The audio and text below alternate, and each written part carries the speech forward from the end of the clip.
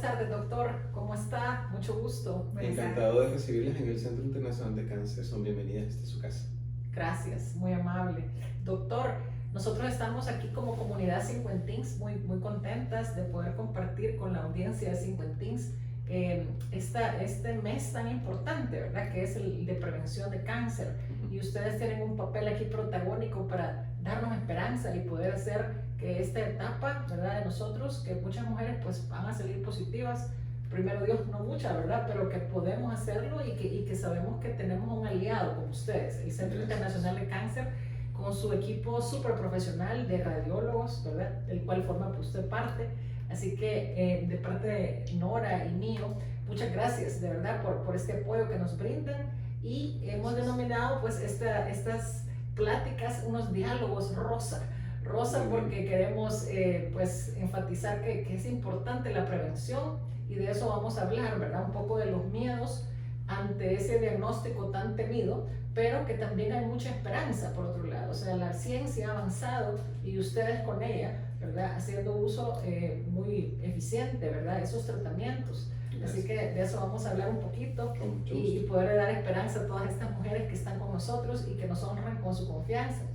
Exacto, sí, porque lo que nosotros también pretendemos, doctor, es que los cincuentins tomemos conciencia de la parte de prevención, porque realmente cada vez está más demostrado que si podemos prevenir, podemos nosotros estar tranquilos, ¿verdad? Y vivir la vida, porque esto no solo afecta al paciente, sino que afecta pues toda su familia, su entorno, ¿verdad? Y esos son hay muchos miedos, y eso es de lo que queremos platicar con usted. Con mucho gusto, encantado. Me parece genial que en este mes de octubre, que es el mes de la concientización del cáncer de mama, podamos hablar del tema y tocar algunos puntos interesantes que les sirvan a las cincuentins y a quienes nos escuchen. Pues, claro que sí, porque sí tenemos, claro, pueden verla también más personas.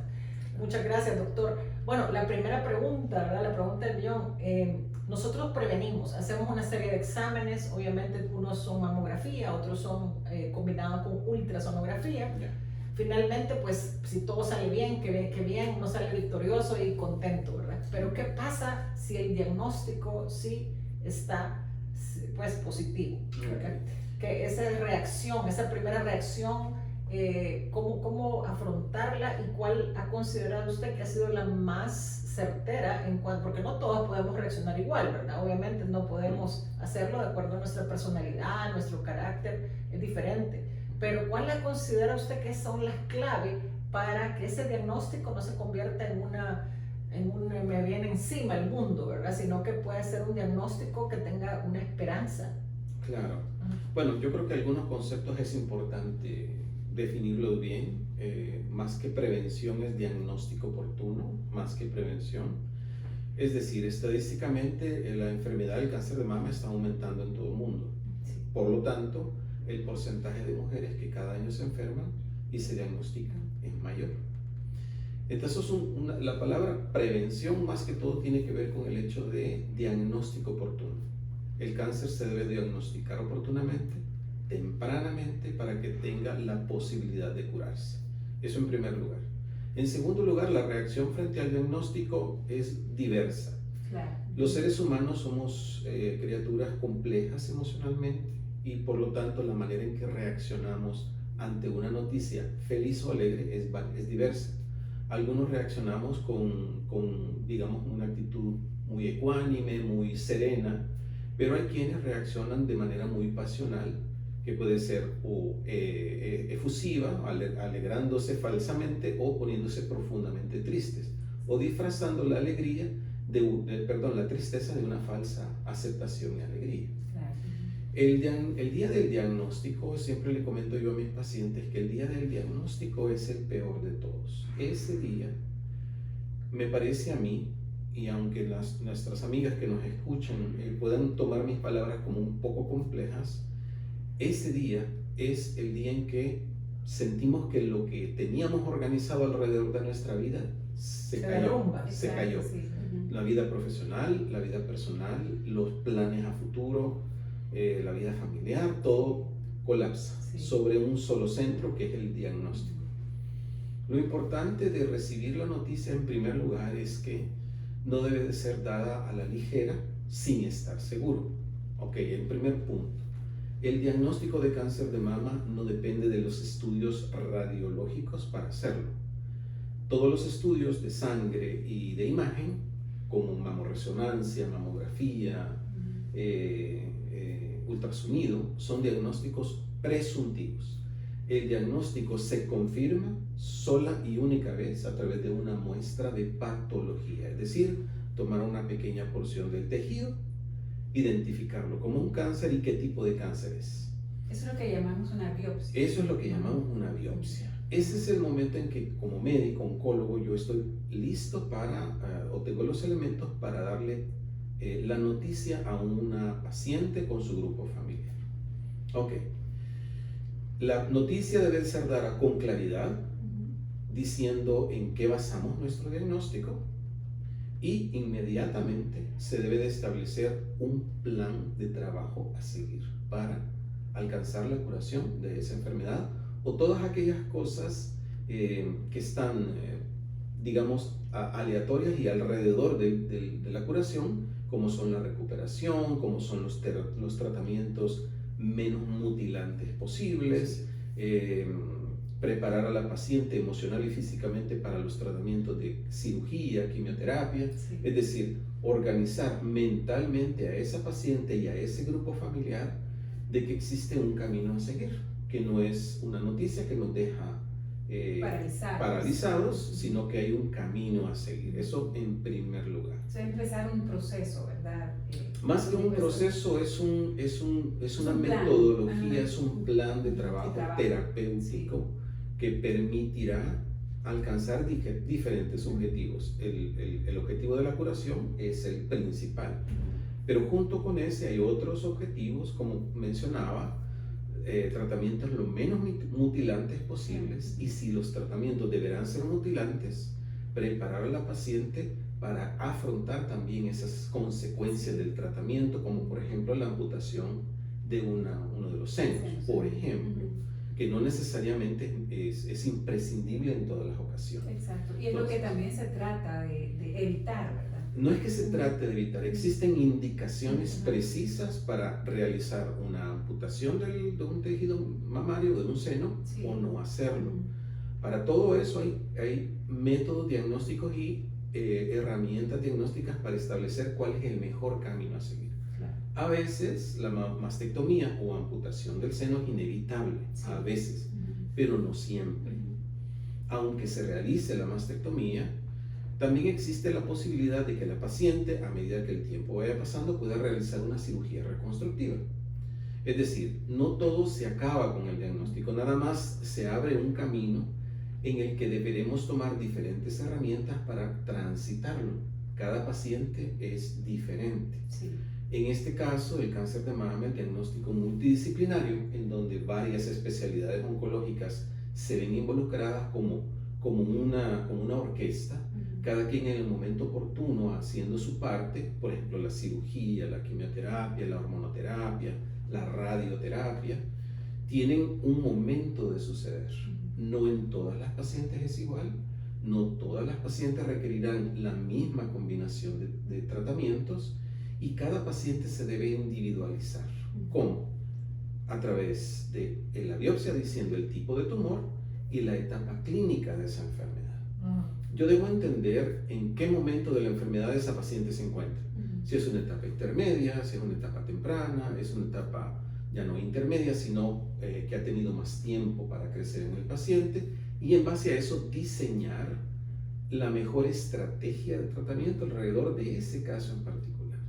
Eso es importante porque es inevitable que una persona se ponga, digámoslo, triste, usemos esa palabra, frente a un diagnóstico como este. Anormal sería reaccionar de manera indiferente a la noticia, y como que no pasa nada. Eso sería completa y absoluta. O guardárselo, ¿verdad, doctor? Porque a veces normal. quizás no, yo creo que es importante enfatizar la catarsis que necesitamos hacer. Pero es que todos tenemos diferentes maneras de hacer catarsis. No todos lloramos, no todos contamos lo que nos pasa. todos somos No distintos. lo aceptamos también, ¿verdad? A veces la manera más emocionalmente más segura para algunas pacientes será retenerlo un tiempo para procesarlo solas, y cada quien merece y debe tener la oportunidad de procesar la noticia de la manera en que le sea más fácil. No debemos forzar un camino, mucho menos frente a eso, porque entonces estamos dictando qué se debe hacer a una paciente, y eso no necesariamente es lo mejor. O el apoyo familiar, ¿verdad? Muchas veces piensan que es mejor que la familia esté, y hay personas que somos quizás un poco más reservadas y preferimos no tener tan la atención estar en un eso. poco más aislados, retraerse un poco, eso nos da la sensación de seguridad a veces.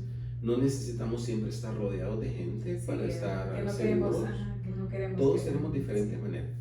Lo importante de esto es que al margen de esto, se decida dar el primer paso en la dirección correcta. Como decía, anormal sería ser indiferente o ponerse alegre por una noticia como esta. Eso sería completamente anormal, ¿verdad? Y necesitaríamos una evaluación de por qué esta paciente está reaccionando así. Lo más probable es que reaccione así y las decisiones que inmediatamente después tome no sean las correctas, porque su manera de reaccionar no está siendo correcta. No, yo creo que todos pasamos las crisis en sus diferentes etapas. Cómo las afrontamos es diferente, pero debemos transitarlas. Las crisis nos llevan a grandes cambios siempre. No puede construirse si no ha habido un proceso de reorganización, no digamos destrucción, pero reorganización de ciertas cosas. Por ejemplo, después de una noticia, lo que yo suelo ver es que las pacientes inmediatamente reorganizan mentalmente sus prioridades y su vida. Eso es una reacción casi inmediata. Todo el mundo comienza a valorar mejor o más su tiempo en familia, su tiempo con los seres amados, comienzan a hacer un proceso de análisis de lo que han hecho en su vida, cuál ha sido el trayecto de su vida. Es una cosa muy normal. Todas esas son diferentes etapas que nos llevan al punto final en donde deberemos tomar acción y qué vamos a hacer.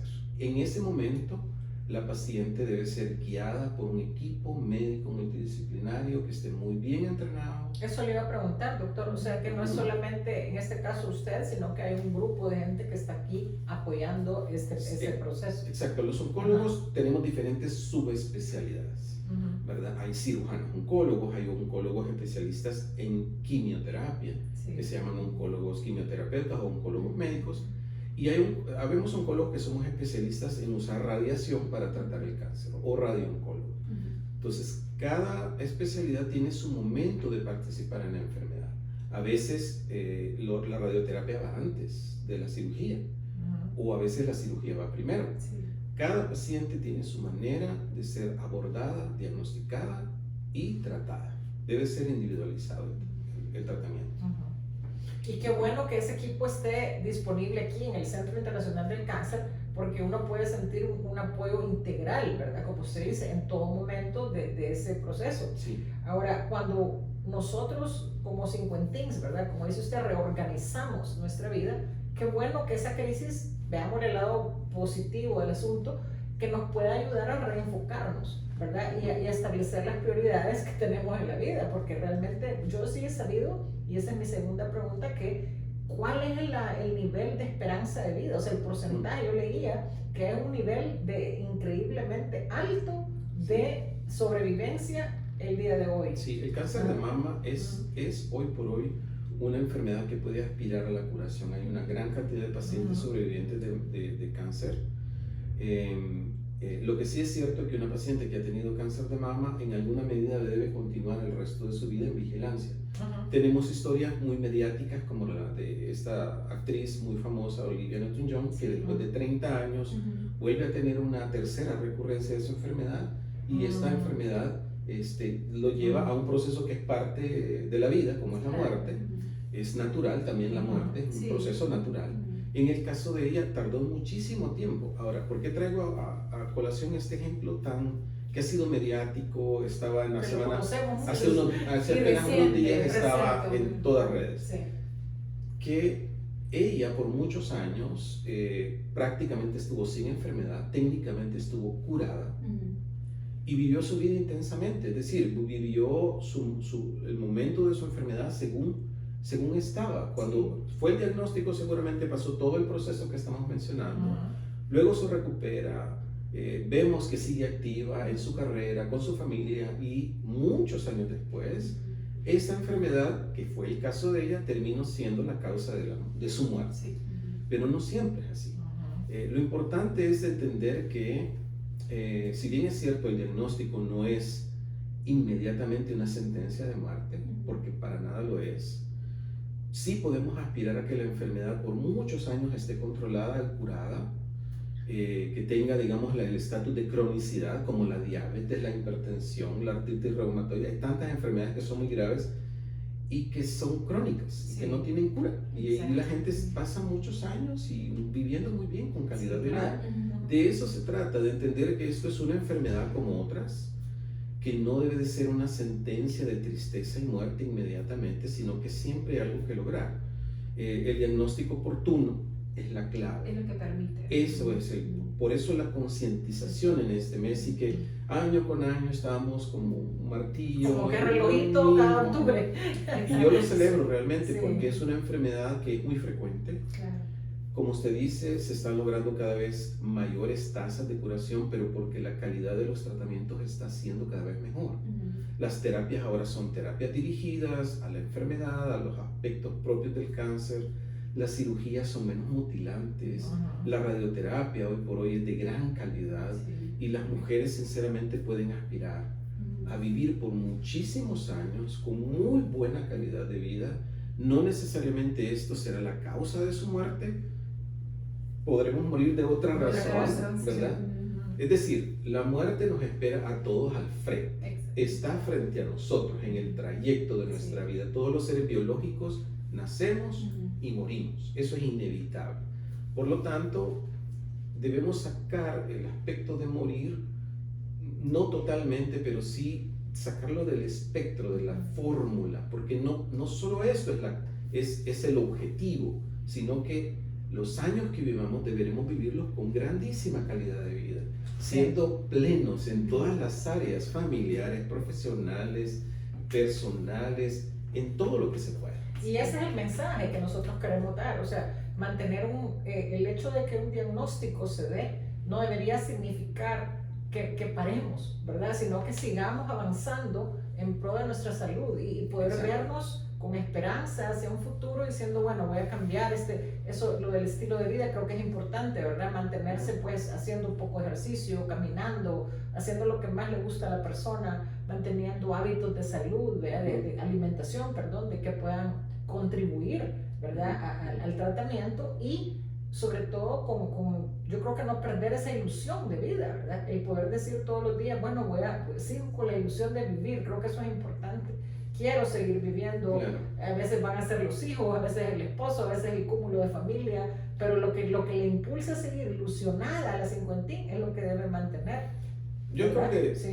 debemos ser en este sentido muy prácticos, tal vez. Sí.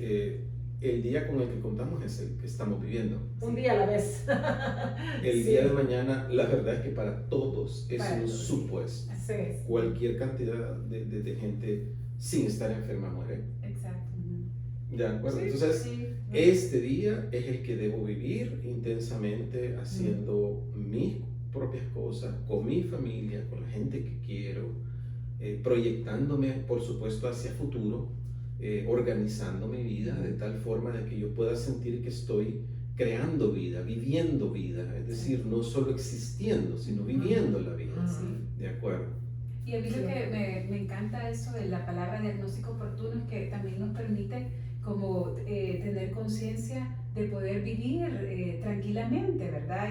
Y no tener miedo, porque ese es también el otro mensaje que nosotros queremos que quede bien claro, Claro. que buscar ese diagnóstico oportuno es algo positivo en nuestras vidas, o sea, Sí. es algo que hay que hacer, no, y que se vuelva un hábito, ¿verdad? Ujú. Hábito de vivir con salud, de querer saber cómo estamos, ¿verdad? Porque, o sea, nosotros podemos haber dicho, es que el año pasado me lo hice, entonces todavía estoy bien, pero realmente pues esto puede cambiar en meses, en años, entonces es importante que nosotros también tomemos conciencia importancia de ese hábito de estarnos chequeando. Sí, aprovecho para siempre recordar el tema parece que no es útil, pero sí es útil. El autoexamen es algo muy importante. Las mujeres deben aprender a tocarse sin tabú, sin miedos, sin nada de ningún tipo, y cuando sientan algo anormal, rápidamente ir con su médico de confianza a buscar un diagnóstico. Sí, porque hay muchos mitos alrededor de eso, ¿verdad, doctor? Por ejemplo, yo leía también de que las protuberancias no siempre significan cáncer maligno, a veces son benignos. Entonces, no alarmarnos innecesariamente, pero contar con un equipo de gente confiable como ustedes, creo que es un paso importante. Y no es que no tengamos miedo, creo que el miedo va a estar ahí, siempre está, pero vamos a avanzar a pesar de él. Pero es que el miedo no necesariamente es algo malo, el miedo nos hace reaccionar muchas veces. A veces nos paraliza, que es lo malo, sí. Pero el miedo es una herramienta de sobrevivencia. Entonces, lo que debemos hacer es utilizarlo de esa forma, como una herramienta de acción. Sí. Otra cosa importante y que siempre yo recalco con mis pacientes y las familias es que una mujer no debe de pedir autorización a nadie para ir con su médico de confianza. Yo me topo con cualquier historia de mujeres que tienen que pedir permiso a la pareja o a no sé quién para ir con el médico. Porque si no quiere ir esa persona, mi pareja, entonces no voy, porque algo así como... Yo creo que se trata de que las mujeres tomen en sus manos la decisión de cuidarse. Es una decisión que deben tomar propia, apoderarse de esa decisión, tomar ellas la decisión de buscar ayuda, de buscar los tratamientos, sin miedos, ¿verdad? A veces el miedo también puede ser a qué va a pensar mi familia o no los quiero preocupar. No. El miedo lo debemos usar como una herramienta de acción. Sí. O sea, avanzamos a pesar de él, así pienso yo, porque hay personas que dicen, pero es que yo no puedo evitarlo, y no es que lo va a evitar. Creo que hay que aceptar que, ok, tengo miedo, pero aún así voy a hacerlo por mi bien, preventivamente, porque quiero tener más tiempo con mi familia, o para mí misma, o para mis proyectos, y para todo lo que estoy viviendo, ¿verdad? Así que, bueno, finalmente, doctor, yo quisiera saber los tratamientos, si podemos subdividirlos. O sea, bueno, podría dar una rápida como abanico de tratamientos que existen hoy, que porque son efectivos y que, como usted dice, son complementarios, pero para que sepan las cincuentins qué tipo de tratamientos, que no todo es quimioterapia, sino que podamos saber un poquito. Ok, trataré de dar rápidamente un vistazo general, digamos, a este tema. Los tratamientos, decía yo, que se deben diseñar de acuerdo al caso, a la etapa clínica del paciente, al tipo de tumor, etc. Empecemos en primer lugar por el tratamiento local, donde está la enfermedad, en el seno. No necesariamente la amputación del seno o la mastectomía en todos los casos es necesaria. Eso no es así. A veces se puede hacer una cirugía conservadora, es decir, solo quitar un fragmento del seno, y se puede sobrevivir igual de la misma forma a la enfermedad. No necesariamente la amputación debe ser en todos los casos. Hay indicaciones para hacer la mastectomía e indicaciones para hacer una cirugía conservadora. Los médicos, estamos oncólogos preparados en esto, sabemos cuáles son. En general, el cirujano oncólogo o el mastólogo o el gineco-oncólogo es el encargado de la cirugía. Luego de esto vienen los tratamientos sistémicos, o entendamos esto como la quimioterapia, uno de ellos. Pero no solo es la quimioterapia, también existe la hormonoterapia, que sí, son medicamentos que la paciente debe tomar, hormonales, porque el cáncer de mama crece muchas veces por estimulación de las hormonas femeninas, los estrógenos. Entonces, al bloquear los estrógenos, se puede mantener a la paciente sin enfermedad por muchos años. También en terapias sistémicas están las terapias target o terapia blanco que llamamos. ¿Qué son estas? Estas no son quimioterapias, son medicamentos inmunes o del componente del sistema inmune, que lo que hacen es dirigir a ciertos elementos propios del cáncer y combatir esos elementos propios del cáncer. Por eso se llaman terapias target. Y la última es la radioterapia. La radioterapia, que es un tratamiento local también, igual que la cirugía, pretende curar la enfermedad. La radiación, cuando nosotros la aplicamos, lo que estamos haciendo es esterilizando ese tejido, a veces mamario residual o parrilla costal, cuando se ha hecho una mastectomía, y evitando que la enfermedad regrese localmente. La radioterapia de alta calidad, de intensidad modulada, es el tratamiento gold estándar en radiación en cáncer de mama. ¿Por qué? Porque al hacerlo de esa forma, con alta tecnología, evitamos radiar órganos delicados, como el corazón, los pulmones, que muchas veces cuando se usaban radioterapias de mala calidad, eran finalmente la causa de muerte de los pacientes. O sea, atacaba otros órganos. Exacto. Las pacientes sobrevivían a la enfermedad, pero las complicaciones cardíacas y pulmonares terminaban siendo la causa de muerte. Entonces eso no tiene ninguna lógica. Claro. Por eso es que los tratamientos deben ser de última generación para evitar esas consecuencias nefastas a largo plazo. Buenísimo. Y estamos con una excelente noticia que para finalizar, el Centro Internacional del Cáncer nos ha concedido a todas las cincuentins que tengan una sospecha o un primer diagnóstico, poder tener una consulta gratuita para ti. Así que cincuentín, eso tienes que aprovecharlo para que puedas tú terminar de finalizar el diagnóstico, poder tener esa evaluación completa de este grupo de médicos tan profesionales que nos acompañan en esta campaña de Diálogos Rosa.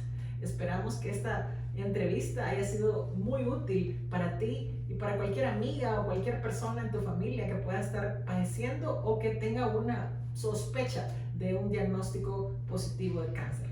Así que estamos y seguimos con otras entrevistas adicionales que sé que te van a ser súper útiles. ¿Verdad, Nora? Así es. Y cincuentins, sin excusas, busquemos ese diagnóstico oportuno, siempre, especialmente, no solo en este mes, sino que siempre, ¿verdad? Siempre. Así que Gracias, muchísimas doctora. gracias. Para servirles. Muy Esta es su amable casa. por su tiempo. Y serán bienvenidas. Gracias.